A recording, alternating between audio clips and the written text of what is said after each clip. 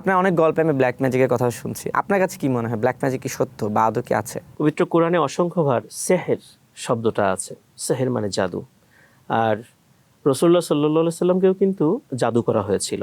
আচ্ছা, এই জাদুর প্রেক্ষাপটে যেটা হতো যে উনি অনেক কিছু ভুলে যেতেন, মাথা ঘুরে পড়ে যেতেন, অসুস্থ হয়ে গিয়েছিলেন, এবং ওনার ওই জাদুর কারণেই কিন্তু সূরা ফালাক এবং নাস নাজিল হয়েছিল। বোঝাই যাচ্ছে যে ব্ল্যাক ম্যাজিকের প্রভাব এটা অবশ্যই আছে। আর পবিত্র কোরআনে ব্ল্যাক ম্যাজিকের কথা উল্লেখ আছে। আপনি মুসা আলাইহিস সালামের সময় জাদুকরদের যেই ঘটনাগুলো সেগুলো উল্লিখিত আছে। হযরত সুলাইমান আলাইহিস সালামের সময়ও কিন্তু সাবা সম্প্রদায় ছিল, ওরা কিন্তু জাদুটোনা করত। তো পবিত্র কোরআনে জাদুর অনেকগুলো ব্যাপার আছে, আর ব্ল্যাক ম্যাজিক এটা সত্য।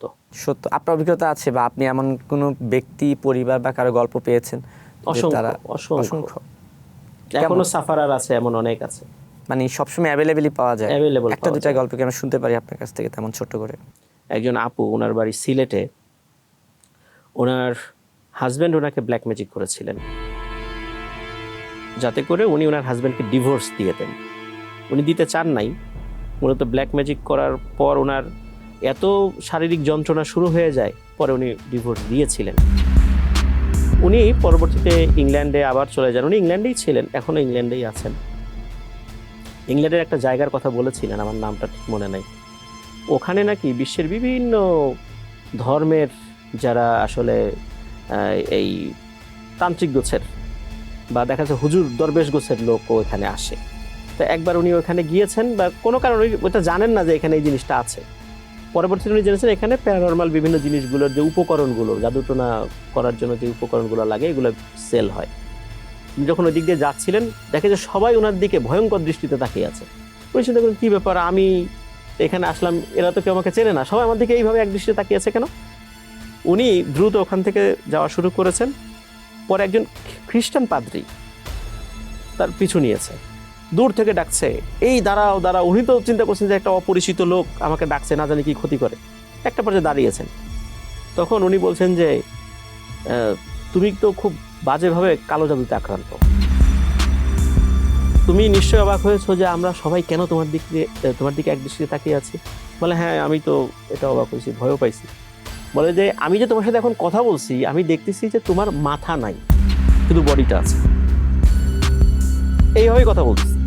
বলে যে এইটা কখন হয়, যখন কারোর উপর খুব বড় ধরনের ব্ল্যাক ম্যাজিক, মরণ বান মারা হয়।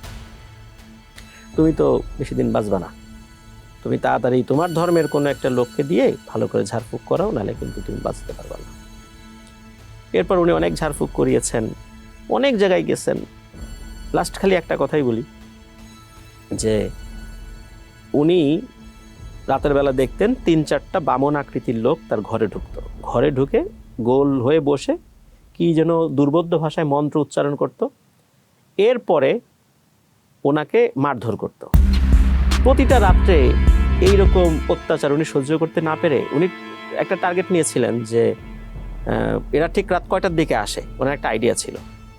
তো যেই না তারা এসেছে, উনি সাথে সাথে এদের পায়ে পড়ে গেছেন যে আমাকে আর জুলুম করো না, হয় আমাকে একবারে মেরে ফেলো, নাহলে আমাকে মুক্তি দাও। এইভাবে প্রতিটা রাত্রে এসে আমাকে নির্যাতন করে, এরকম খুব কান্নাকাটি করতেছে। এবং উনি এটাও দেখছেন যে এদের রিয়াকশনটা কি হয়। তো উনি দেখছেন যে এরা একে অন্যের দিকে তাকাচ্ছে, মনে হচ্ছে এদের মনটা একটু নরম হয়েছে। পরে এরা কি করলো, এরা তাদের অবয়ব থেকে মুহূর্তের মধ্যে ধোঁয়ায় রূপান্তরিত হলো।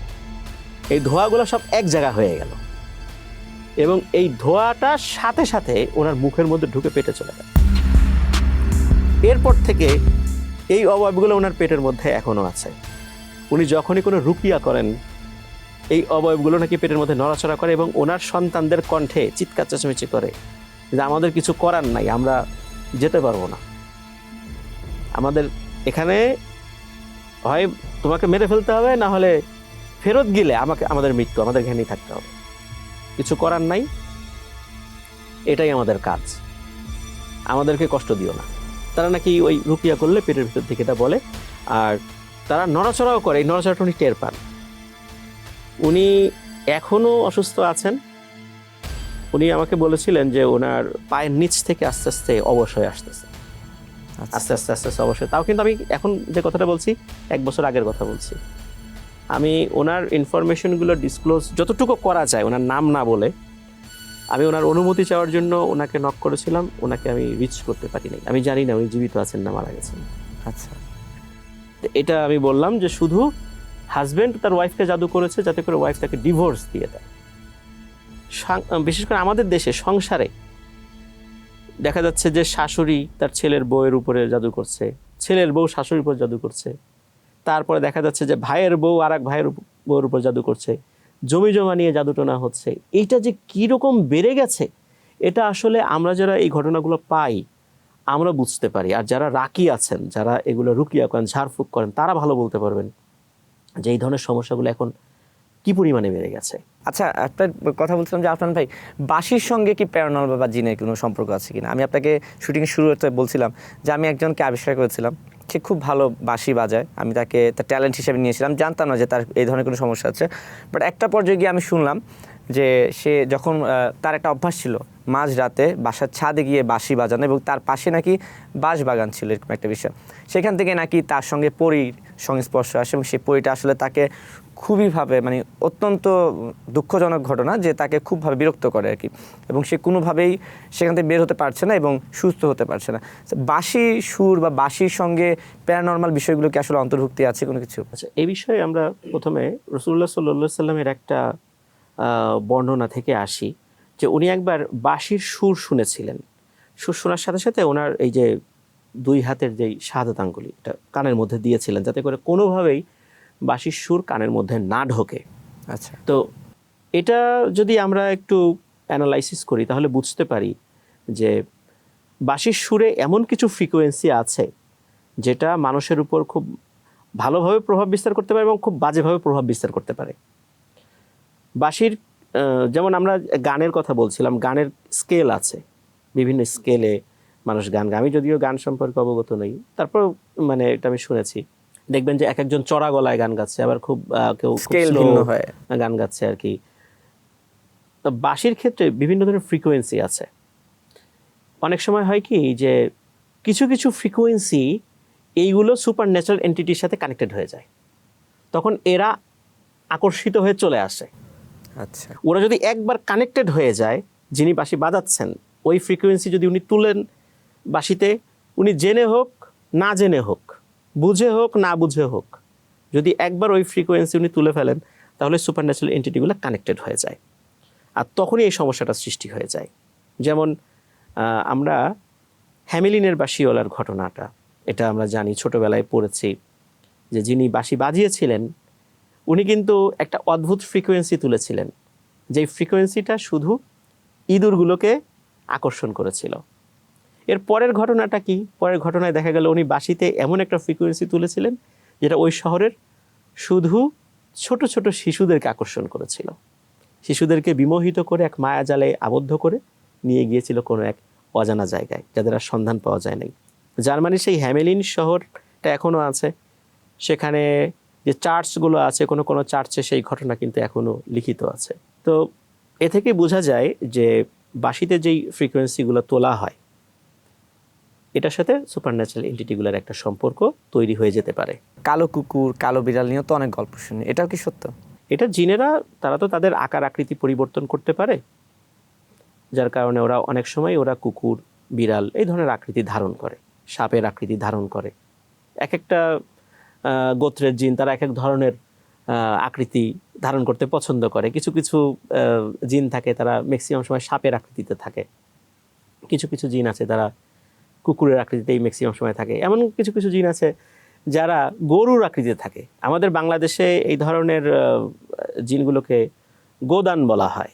সিলেটি এলাকায় এটা আছে, তারপর পাহাড়ি এলাকাগুলোতে এটা অনেক ঘটনা শোনা যায়, এমনকি এক সমতল যে জায়গাগুলো আছে সেখানেও এই ধরনের অনেক গোদানের ঘটনাগুলো অনেক শোনা যায়। আর এই গোদানের বিষয়টা কিন্তু আমি যে কয়েকটা ঘটনা পেয়েছি, এই একটা ঘটনা আমার কাছে খুবই অবাক লেগেছে যে এই যে গরুর আকৃতিতে থাকা জিনগুলো, এরা এদের বংশ বিস্তার করার জন্য গর্ভবতী নারীদের হেল্প নেয়। আচ্ছা, কি এরা একটা বিশেষ পদ্ধতিতে তারা প্রজনন প্রক্রিয়াটা সম্পন্ন করে, গর্ভবতী নারীদের উপর প্রভাব বিস্তার করে। এইভাবেই তারা কাজ করে যায় আর কি। তবে এর একদম ভেতরের বিষয়গুলো বলা খুব মুশকিল। যতটুকু ঘটনা পাই আর কি, সেই ঘটনার আলোকে যতটুকু অ্যানালাইসিস করি তার আলোকে আমি এতটুকু বলতে পারলাম আর কি। আপনার মতো আমি কোনো একজনের সঙ্গে প্যারানর্মাল তার অভিজ্ঞতা শুনছিলাম আর কি। হ্যাঁ, তো তার এই শুটিংয়ের জন্য আমি একটা ভাঙা কনস্ট্রাকশনের কাজ চলছে, আমরা একটা বাসা ফিক্সড করি জাস্ট লোকেশনটা সুন্দর হওয়ার জন্য। সে গল্প বলা শুরু করলো, ঠিক তখন ওই মুহূর্তে একটা বিড়াল শুটিংয়ের মধ্যে চলে আসে। বিড়ালটা আসলো, আপনি যেভাবে বসে আছেন সেই বিড়ালটা প্রথমে ওর এখানে খামচি দিল, দ্বিতীয়তে উঠলো, উঠে ঠিক এই জায়গাটাতে বসলো। যতক্ষণ সে প্যারানর্মাল গল্প বললো বিড়ালটা এক মনে এখানে বসে থাকলো। যখনই তার গল্প বলা শেষ, আমি ইন্ডিং দিব, তখনই সুন্দর করে বিড়ালটা নেমে আবার চলে গেল। এগুলো কি আসলে মানে সুপার ন্যাচারাল সামথিং কিছু, নাকি এই বিড়ালটা আসলে কারো পালা বিড়াল বা পুষা? কিন্তু যে আমাকে গল্প বলেছিল সে বা আমার কেউ কিছু না, কারণ ছেলেটা কিন্তু বগুড়া থেকে এসেছিল। এগুলোর সাথে কি আপনি যে এত এত গল্প পান, কোনো মিল পান? এটা বলা মুশকিল এই কারণে, যদি আপনি এমনি বলতেন যে হ্যাঁ আমার কোনো ক্যামেরা অন ছিল না বা আদার্স কিছু, তাহলে এইটার ব্যাখ্যা হতো একরকম। সাধারণত জিনেরা অন ক্যামেরা আসতে চায় না। আচ্ছা, এটা বিড়ালের বেশি হোক বা যে কোনো বেশি হোক। আর এরা যদি টের পায় যে তাদের কোনো ছবি ধারণ করা হয়েছে, তখন ওই যে আপনি বলেছিলেন যে ওই যে শুটিংয়ের যে ভিডিওগুলো, এগুলো ওরা নষ্ট করে দেবার চেষ্টা করে। আমরা শুরুর দিকে বিষয়টা বলেছিলাম। আমার একটা অভিজ্ঞতা আছে, এটা আমি হয়তো আপনাকে পরে দেখাবো। এগুলো আমরা ফেসবুকে পোস্ট করিনি বা আমরা করিও না নর্মালি। একজন ভাই, উনি মসজিদের ইমাম ছিলেন। উনি সন্ধ্যার পর একটা বাসায় প্রাইভেট পড়াতেন। তো বাসায় প্রাইভেট পড়াতে গিয়েছেন, ওই বাচ্চাটা আবার খুব দুষ্টু ছিল। ওই পড়তে বসার পর কয়েকবার করে তার ওয়াশরুমে যাওয়া লাগতো, মানে একটা বাহানা আর কি। তো ওয়াশরুমে যাওয়ার জন্য বাইরে বের হয়েছে, প্রতিদিনই এই কাজ করে সে। এইবার বের হয়েছে, চিৎকার দিয়েছে যে হুজুর তাড়াতাড়ি এদিকে আসেন, একটা সাপ। উনি বাইরে বের হয়েছেন, বের হয়ে দেখেন সত্যি একটা সাপ। তো একটা কালো রঙের সাপ, শরীরের উপর একটু ডোরা কাটা টাইপের আছে। তো উনি কি করেছেন, আর 7-5 না ভেবে একটা লাঠি নিয়ে সাপটাকে মেরে ফেলেছেন। মেরে ফেলার পর কি মনে করে ওনার কাছে থাকা ফোন যেটা ছিল, এটা দিয়ে সাপটা একটা ছবি তুলেছেন। এরপর সাপটা উনি দূরে ফেলে দিয়েছেন। তো ঘটনাটা এই পর্যন্তই। রাত্রেবেলা উনি ঘুমিয়েছেন, ঘুমানোর পর কে বা কারা গভীর রাতে তাকে ডাক দিয়েছে যে হুজুর বাইরে আসেন, একটা জানাজা আছে। উনি বাইরে বের হয়ে দেখেন যে তাদেরকে উনি চেনেন না। উনি তো একটু চিন্তা করছিলেন যে আবার শত্রু কেউ তাকে নিতে আসলো কি না। তো একরকম জোর করে নিয়ে গেছে, একটা নৌকার উপর বসিয়েছে। কিছুক্ষণ পর দেখেন নৌকা মাঠের উপর দিয়ে চলছে, মানে একটা মাঠ, শুকনা মাঠ, তার উপর দিয়ে চলছে। উনি তো বুঝতে পারছেন ঘটনাটা কি, ওরা একটা বিপদে পড়ে গেছেন। তবে ওইখানে উপস্থিত যে কয়েকজন ছিল তারা বলছে যে আপনার ভয়ের কোনো কারণ নাই, চলেন। কোনো একটা জায়গায় এসে ওটা থেমে যায়, দেখা যাচ্ছে যে সেখানে বেশ কিছু মানুষ আছে। মানুষের চেহারাই আর কি, অস্বাভাবিক কোনো চেহারা না। কান্নার আওয়াজ আসছে। তো বলা হলো যে এই যে খাটিয়ার যেটা আছে এটার কাপড়টা উঠান। উঠানোর পর তো দেখে একটা বাচ্চার লাশ, কিন্তু তাকে তো চেনেন না। বলে আমি তাকে চিনতে পারছি, এটা কে? বলে যে তুমি যে একটা সাপ মারছিলে না সন্ধ্যার পরে, এটা সে। উনি বলেন যে আমি তো একটা সাপ মারছি। বলে হ্যাঁ, এটা আমার ছেলে। এখন তোমাকে নিয়ে আসছে এই কারণে যে তোমরা যে রাতের বেলা অনেক সময় কোনো প্রাণীকে আঘাত করে মেরে ফেলো, এতে করে আসলে শুধু প্রাণী মারা যায় না, অনেক সময় এমন কিছু মারা যায় যাদের তোমাদের মতোই কথা বলার ক্ষমতা আছে, আবেগ আছে, অনুভূতি আছে, এবং হাসরের ময়দানে তাদের বিচার হবে। আর সন্তান হারানোর বেদনাটা যে কি, এটা তোমাকে বোঝানোর জন্যই নিয়ে আসি। তোমার ভয়ের কোনো কারণ নেই। তোমার দায়িত্ব হচ্ছে কবর খোঁড়া, আর তুমি জানাজায় শরীক থাকবা। জানাজা পড়াইতে হবে না, শরীক থাকবে। তুমি এই কাজটা করেন। জানাজা পড়ানোর পর ওনাকে আবার দিয়ে যায়। অদ্ভুত বিষয় হচ্ছে, এরপর থেকে ওই যেই জিনটা মারা গিয়েছিল তার বাবা তার সাথে কানেক্টেড হয়ে যায়, আসে বিভিন্ন ভাবে আসে, কথা বলে। এই যে ছবি যেটা তোলা হয়েছিল, এই ছবিটা আমার কাছে আসে কোনো না কোনোভাবে। আসার পর আমি ওনাকে বলেছিলাম যে ছবিটা কি আমি ফেসবুকে পোস্ট করতে পারি? তখন উনি বলছেন ঠিক আছে করেন। হঠাৎ করে আমার কাছে মনে হলো যে না, এই ছবিটা যে পোস্ট করব, এটা তো স্বাভাবিক কোনো ছবি না, তাহলে এর বাবার অনুমতি নেওয়ার প্রয়োজন। তখন আমি বলছিলাম যে আপনি এর বাবার সাথে যেহেতু কানেক্টেড আছেন, তাকে বলবেন যে ছবিটাকে আমরা ফেসবুকে পোস্ট করতে পারি কিনা। তখন বলছেন ঠিক আছে, আমার একটু সময় দেন, আমি সবসময় তো তাকে পাই না, যখন পাবো জিজ্ঞেস করব, অনুমতি পেলে তারপর না হয় আপনি করেন। প্রায় 1 মাস বা এরকম কাছাকাছি একটা সময় হবে আর কি, পরে আমার সাথে যোগাযোগ হয়। আমাকে যেটা বলার পর আমি আসলে খুব অবাক হয়ে গেছিলাম যে তার সাথে কোনো একটা বৃহস্পতিবার রাতে দেখা হয়েছিল। এই যে ছবি যেটা তোলা হয়েছে এটা উনি জানতেন না, মানে ছেলেটার বাবা জানতেন না। বলছিলেন যে এরকম এক ছবি তুলেছিলাম, ছবিটা আমাদের কথা বলেছিলেন যে এরকম ওরা ফেসবুকে পোস্ট করতে চায়, আপনি কি অনুমতি দিবেন? এই কথা শোনার সাথে সাথে নাকি অবাক দৃষ্টিতে বেশ কিছুক্ষণ তাকিয়েছিল যে তুমি এই ছবি তুলেছ, আবার এটা তোলার পর আমার কাছে অনুমতি চাচ্ছ যে আমি অনুমতি দেব কিনা, জাস্ট এতটুকুই বলছেন। এতেই বোঝা যায় যে উনি অনুমতি দেন নাই। আমরা ওটার পোস্ট করিনি। এই ছবিটা আমার সেই মোবাইলটা এখন আর নাই, হয়তো বা খুঁজলে অন্য কোথাও পাওয়া যাবে। তবে আমরা এটা ফেসবুকে পোস্ট করি নাই, এর পিছনে অনেকগুলো কারণ আছে, এটা একটা অন্যতম কারণ। আর যদি অনুমতি পাওয়াও যেত, অনেকে এটাকে ভুয়া বলতো, গালিগালাজ করতো। এই জন্য এই সমস্ত কথাবার্তা এড়ানোর জন্য হলেও অন্তত পোস্ট হয়তো বা ফাইনালি করতাম না। আচ্ছা, এই যে ভুয়া আর গালিগালাজ প্রসঙ্গে আসলো, আমার আসলে সময় শেষে আসছে। এই যে আমরা আজকে এতক্ষণ যে গল্প করলাম, গল্প শুনলাম আপনার কাছ থেকে বা আপনার গল্প, এই অধিকাংশ মানুষই তো ভুয়া গালিগালাজ করবেই, বলবে যে গাঁজাখুরি গল্প, এরকম কিন্তু মনে হয় আপনাকে ফেস করতে হয়। তো আসলে ওদের জন্য আপনার কি বলার আছে? আসলে ওনাদের জন্য আমার একটাই পরামর্শ যে যেই ধরনের ঘটনাগুলো যার সাথে ঘটে, এই বিশেষ করে এই যে প্যারানর্মাল ঘটনাগুলো, এগুলো ওনাদের সাথে ঘটে নাই বলেই ওনাদের কাছে বিশ্বাস হচ্ছে না। কিন্তু আমি চাই না যে এই ধরনের ঘটনা ওনাদের সাথে ঘটুক, কারণ যার সাথে ঘটে ওনারা জানেন এটার ভয়াবহতা কি ভয়ঙ্কর হয়ে থাকে। আর যাদের সাথে ঘটনা ঘটার পরে ভয় পেয়েছেন, শেষ, ওই ঘটনা ওখানেই শেষ, ওনারা সৌভাগ্যবান আমি বলবো। কিন্তু ঘটনা ঘটার পর যদি ওই সুপারন্যাচারাল এন্টিটির সাথে কানেক্টেড হয়ে যান, তাহলে তাদের জীবনটা দুর্বিষহ হয়ে যায়। এই জন্য চাই না যে কারোর সাথে এই ধরনের ঘটনা ঘটুক। আর যারা বিশ্বাস করেন না তাদের জন্য পরামর্শ এটাই যে আপনাদের সাথে ঘটেনি, এই জন্য আপনারা বলছেন যে এটা নাই। যদি ঘটতো তাহলে বুঝতেন যে এটার ভয়াবহতা কতটুকু। তবে আপনারা যদি সতর্ক থাকেন সেটাই ভালো। আর এটা উৎসাহী হয়ে দেখতে যাওয়ার চেষ্টা করাটা উচিত নয়, কারণ আল্লাহ প্রত্যেকটা জিনিসের একটা ফিতরত দিয়েছেন, এক একটা জিনিস এক একটা বৈশিষ্ট্য দিয়েছেন। মানুষের কিছু বৈশিষ্ট্য দিয়েছেন, প্রত্যেকটা পশু পাখির কিছু বৈশিষ্ট্য দিয়েছেন, জিনেদের কিছু বৈশিষ্ট্য দিয়েছেন। ওদের বৈশিষ্ট্য হচ্ছে ওরা গোপন থাকবে। জিন শব্দের অর্থ হচ্ছে গুপ্ত, ওরা গোপন থাকবে।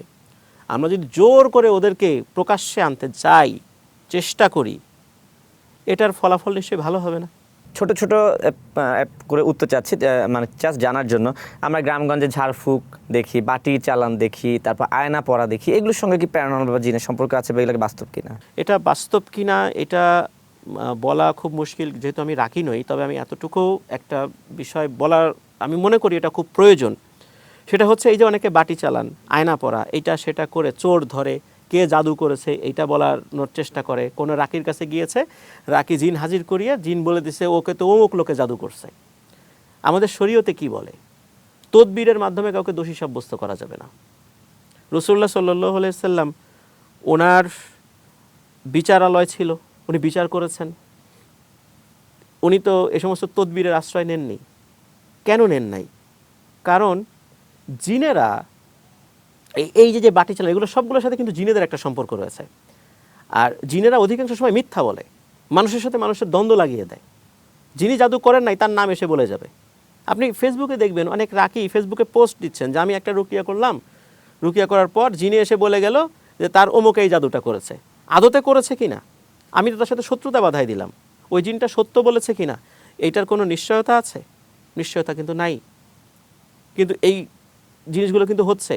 আর এই জিনিসগুলোর সাথে জিন রিলেটেড একটা ব্যাপারের সম্পর্ক রয়েছে। এই যে বাটি চালান, আয়না পড়া, যা যা বললাম, ঝাড়ফুঁক, তো এগুলো প্যারানর্মাল সম্পর্ক আছে। তবে আমি বলবো যে আপনারা এগুলোতে বিশ্বাস স্থাপন করে কাউকে দোষী সাব্যস্ত করবেন না, এটা নিষেধ।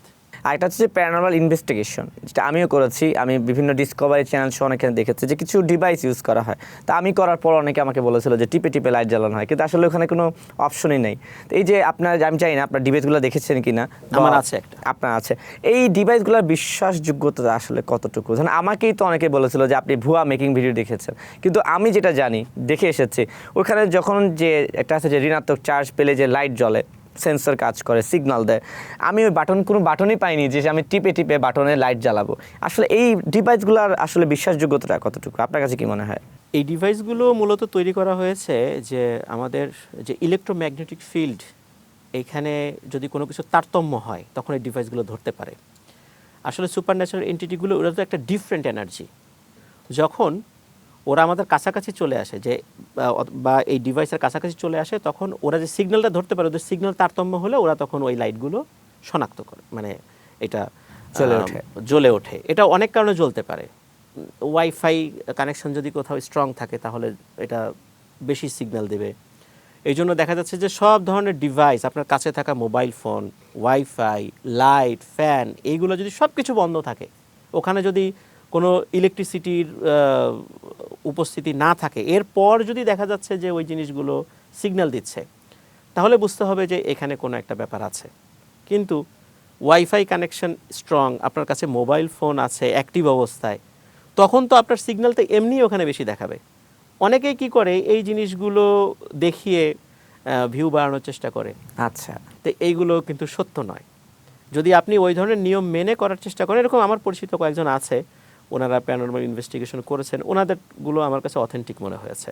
না, এই তাহলে ডিভাইসগুলো অনেক ক্ষেত্রেই ভালো কাজ করে। হ্যাঁ, সেক্ষেত্রে তাহলে আপনি যখন বলছিলেন যে আমি যে জায়গায় গিয়েছিলাম সেখানে ওয়াইফাই তো দূরে থাক, কারেন্ট তো দূরে থাক, কিছুই ছিল না, একটা বিশাল জঙ্গল, এবং এমন একটা জায়গায় গিয়েছিলাম যে আমাকে যদি কেউ খুন করে ফেলে, আমি যদি চিৎকার করে কারো হেল্পও চাই, সেই মানুষটা শোনার মতো মানুষ ছিল না আমার আশপাশে। তাহলে কি আমি বলবো যে আমার সিগন্যালগুলো আসলে বাস্তব ছিল?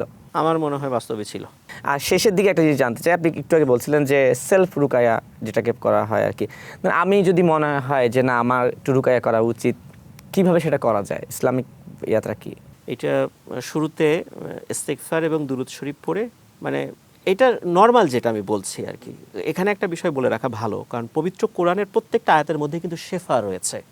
পবিত্র কোরআনের আরেকটা নাম হলো আশ-শিফা। যখন কারো উপর ব্ল্যাক ম্যাজিক করা হয়, ঠিক কোন আয়াত দ্বারা উনি এই ব্ল্যাক ম্যাজিক থেকে মুক্তি লাভ করবেন, এইটা হচ্ছে যারা ভালো রুকিয়া জানেন, তারা যদি বুঝতে পারেন তার উপর এই ধরনের ব্ল্যাক ম্যাজিক করা হয়েছে, ওনারা ঠিক কোরআনের ওই আয়াতগুলো দিয়ে ঝাড়ফুঁক করেন, আল্লাহর রহমতে সুস্থ হয়ে যান। তবে সাধারণভাবে ট্রিটমেন্টের ক্ষেত্রে সূরা ফাতিহা, তারপরে সূরা কাফিরুন, ইখলাস, ফালাক, নাস, এই সূরাগুলো পড়া, তারপর আয়াতুল কুরসি, সূরা বাকারার শেষ 3 আয়াত, এই সূরাগুলো পড়ে শরীরে ফু দেয়া।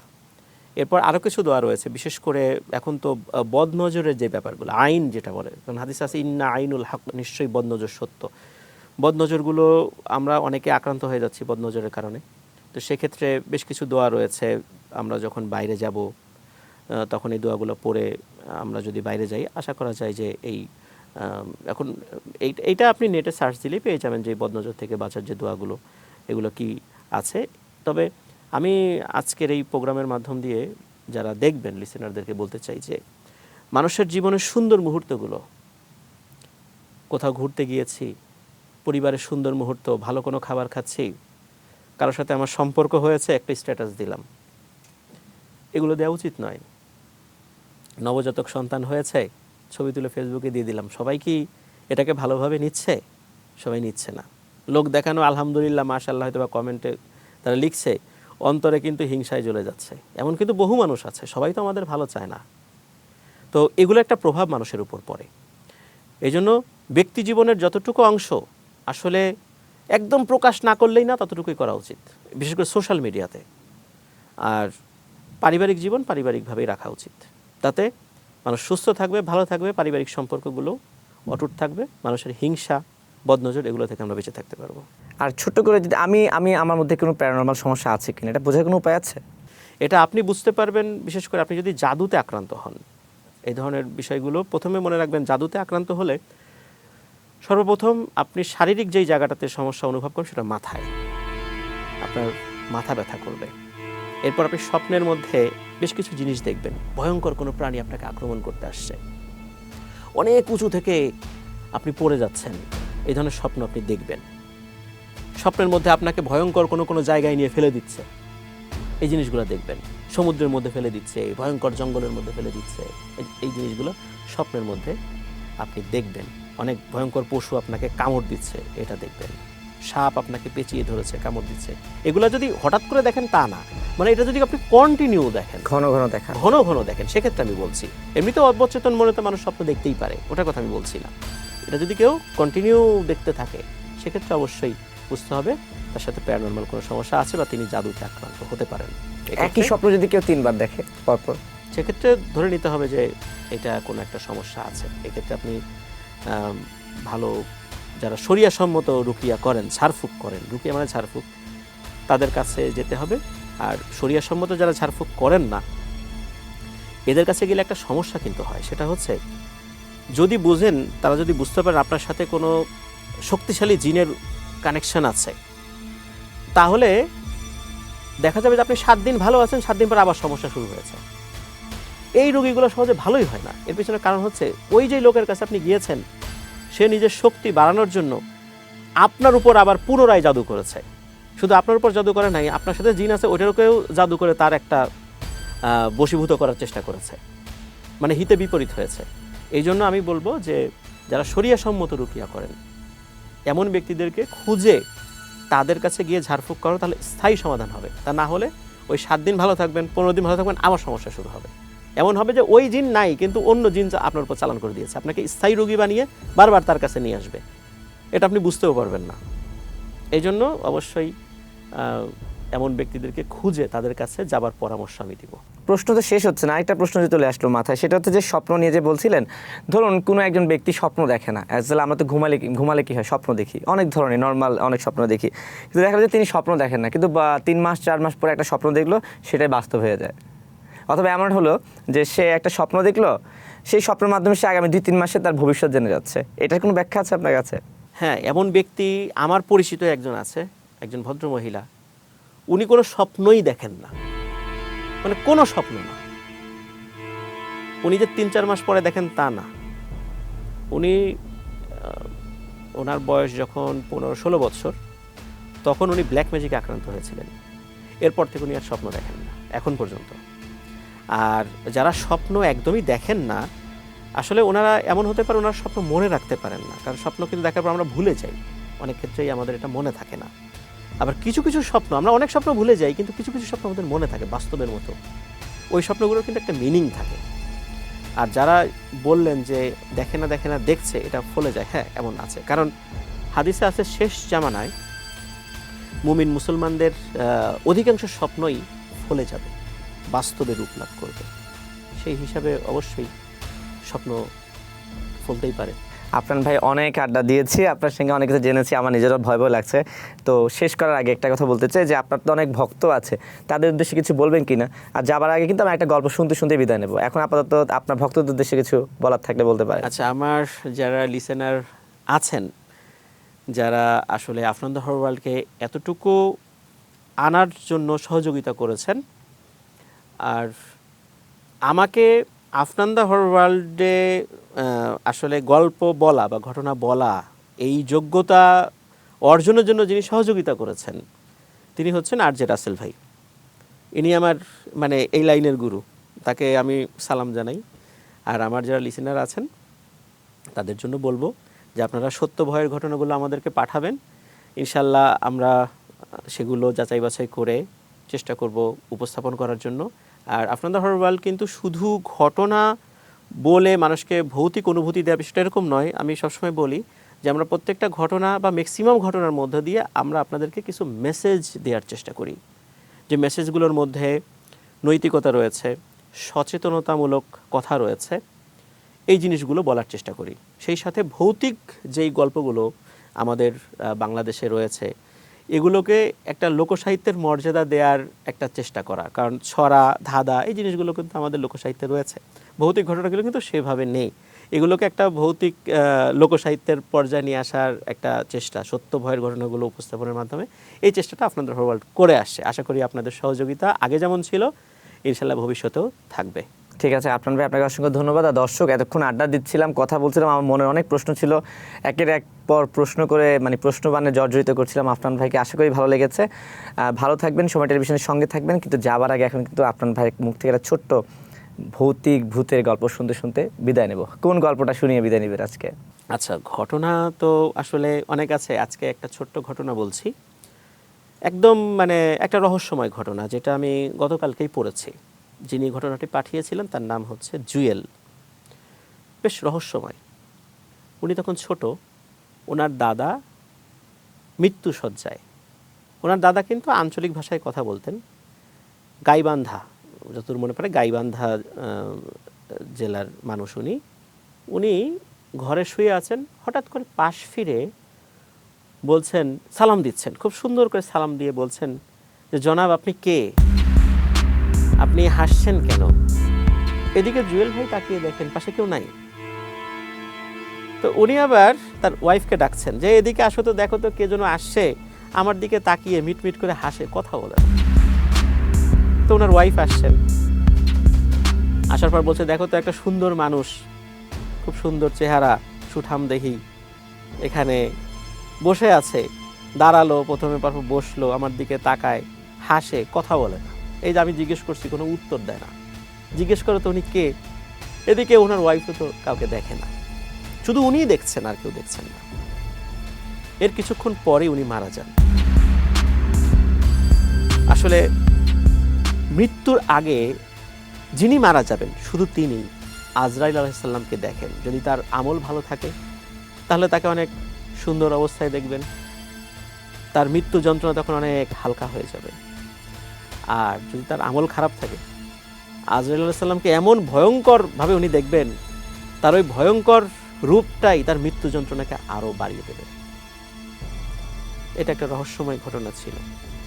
তো এটা বলার মাধ্যম দিয়েই আজকের আলাপ শেষ করতে চাই।